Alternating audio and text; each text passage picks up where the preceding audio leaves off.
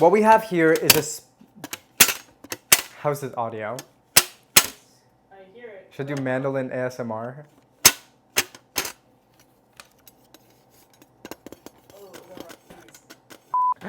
Hi guys, welcome to FlamBaé. My name is Yanni. Today we're going to be making a fan favorite,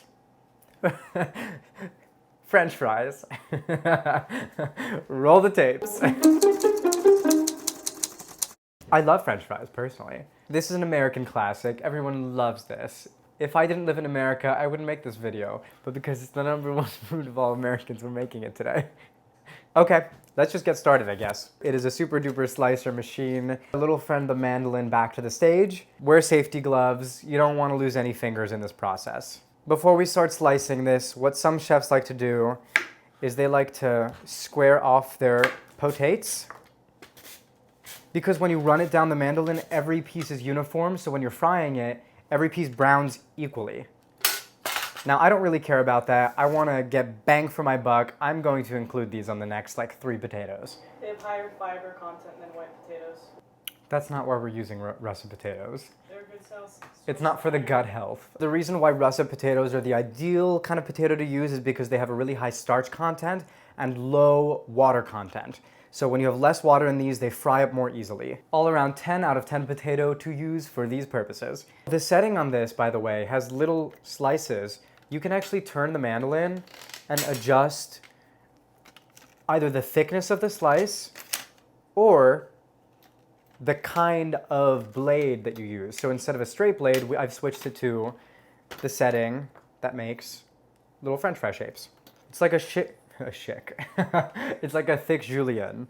Now, I am not peeling these potatoes. I want a more rustic kind of look to these. I'm going for like a pomme frite vibe. So stuff that bowl.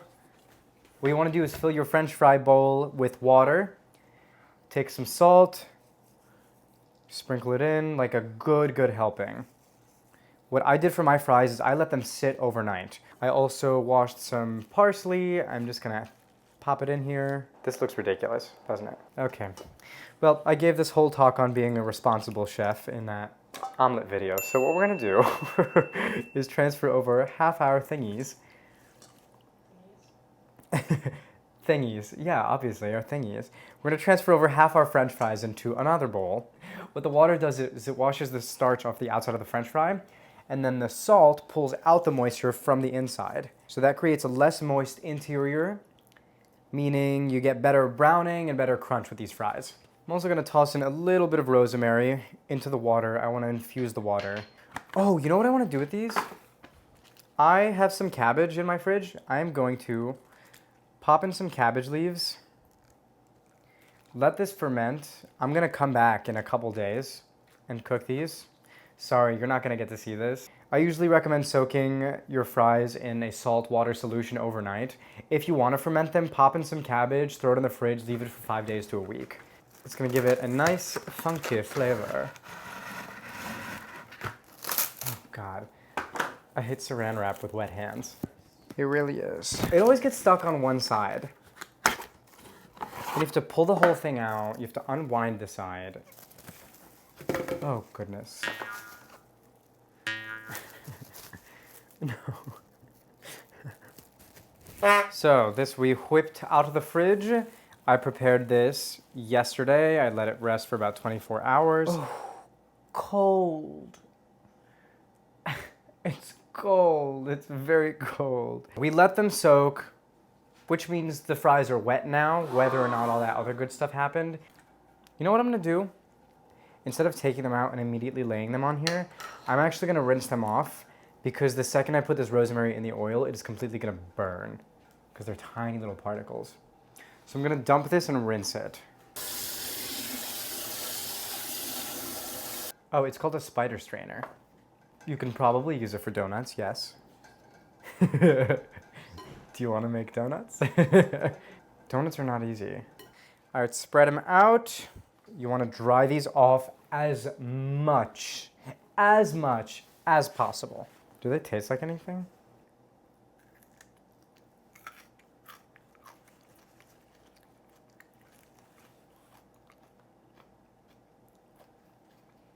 definitely salty.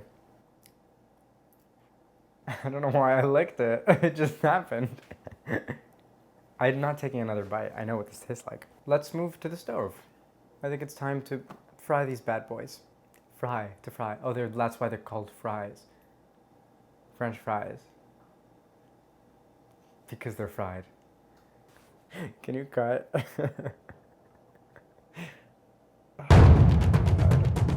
Okay, here we are in the stove department at my home. I've got some grapeseed oil, which is a neutral flavored oil. Maybe this is not so obvious, maybe this is very obvious, but the reason you want to use neutral flavored oils is because it doesn't get in the way of your food. Coconut oil, avocado oil, olive oil, those oils have very distinct flavors and they alter the taste of your food. So using a neutral oil is good because it gets the job done without changing the flavor. Grapeseed oil is amazing to use for this specifically because it has such a high smoking point. It only starts smoking at 420 degrees Fahrenheit. So it'll still stay clean and usable without compromising the quality of the oil before the oil turns to smoke and vapor. I have my thermometer here. It's going to keep track of the temperature in the pot. So the important thing about making French fries is that you have to cook them twice. The first process of cooking them is called blanching. So what blanching does is that it cooks the fry all the way through. Oh, God. It's a very... It's a pot with a very thin bottom, so the metal bends. Where was I? I don't even know. I was explaining something. So what will take your French fries from average home cook level to, you know, expert home cook or maybe even restaurant chef level is blanching your fries first. First, you have to cook your French fries at a lower temperature. That way they cook all the way through. Afterwards, you take them out of the fryer and then you throw them back in for a second fry to crisp and brown the outside. I'm gonna fill the pot about 1/3 of the way. The temperature of the oil has hit its target range. We're shooting for 325 degrees Fahrenheit. This is just above that, but when we throw these room temperature fries in, they will decrease the temperature of the oil and it'll hit just where we want it to be. Now you don't want to throw in too many French fries at a time. You want to do this in batches because if you decrease the temperature of the oil too much, it won't fry where we need it to be. Crazy how fussy this can be. All right, we've returned to our target oil temperature. Look at these huge fries. Beautiful. You remember when I was like, don't throw too much in the pot because then it'll overcrowd the pan and decrease the temperature of the oil. I did exactly that. So I brought the oil back up to working temp. I'm gonna remove it now. I don't want them to brown too much. They really shouldn't be brown at all. That's why it's called blanching. It's cooked all the way through. It's soft. It has a distinct outside.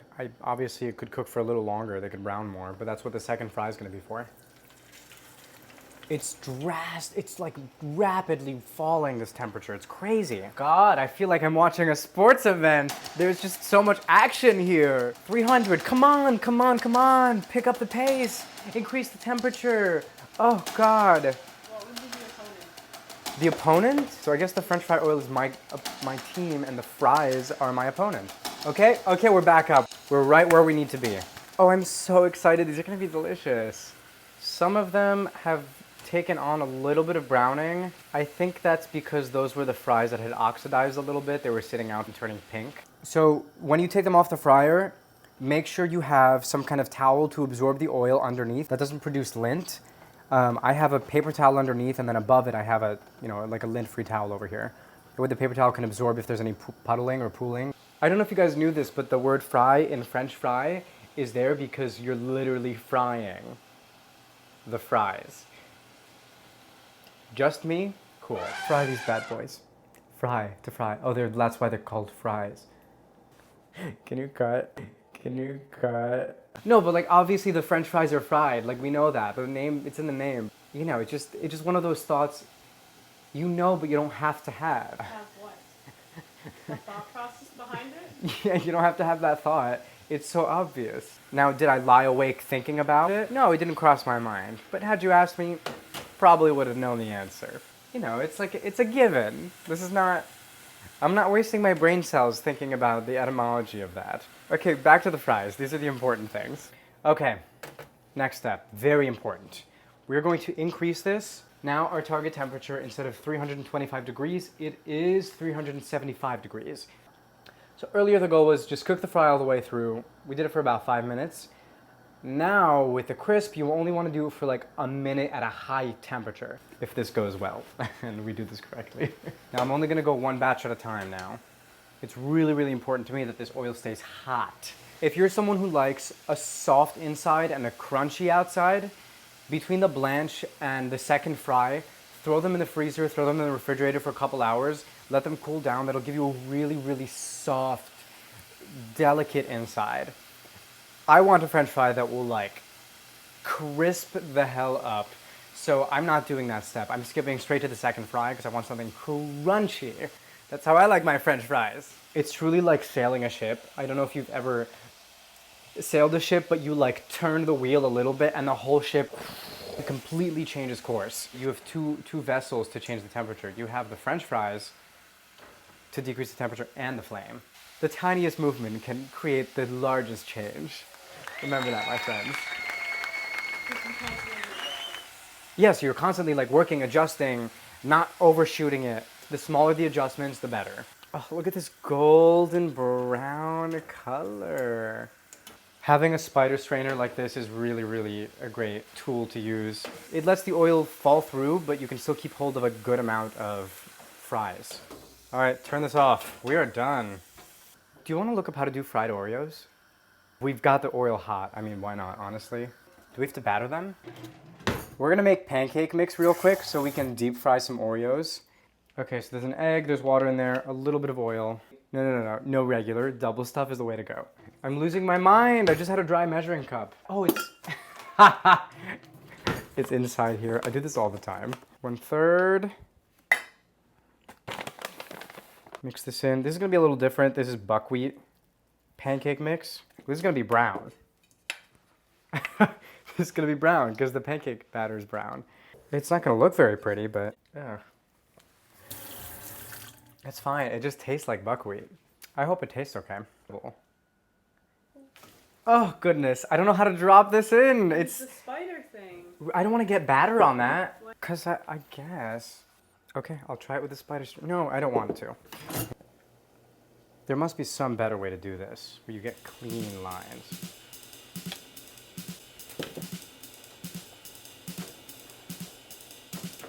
French fries here, I have got truffle oil. This is actually white truffle infused olive oil, so it's not straight up truffle oil. Plenty of salt, just cuz. Give them a nice toss.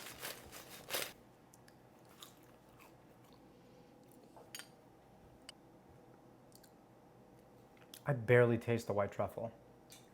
Ooh, that burns a little bit. All right, let me try this one. What's that? This is white truffle infused olive oil. And a little more salt. Parmesan. I'm gonna do a little bit of black pepper. Just gonna do little small back and forth movements. I don't want long Parmesan strands, just I want little ones. Gorgeous. All right, our French fries are done. Let's set this aside for a sec. Okay, why don't we dress this off-the-cuff creation? Just gonna take a little sieve, a little bit of, oops, powdered sugar. Do I just taste it? I don't remember what we do here. Okay, lovely. I'm so happy with the way these turned out. These look absolutely gorgeous. Oh my gosh. Truffle is just so decadent. Parmesan, the pepper. I love pepper on my fries. I want a little spicy mayo. I don't really care. I love spicy mayo with fries.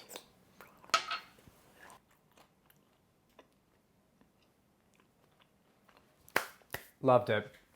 I love fries. They're so easy. Just make sure you blanch them, do it right, go through the steps, get some oil on your face, wash it off after. Not literally hot oil splashed, but like, you know, when you're frying, it's a pretty messy process. It gets all over the place. Delicious. I love French fries. I think they're a classic. Throw a little Parmesan and truffle oil and elevate them. I don't know. You can make poutine with French fries. They're so versatile. You can do so much with them. Okay, I cannot keep looking at these and not eat them. This is our deep fried Oreo.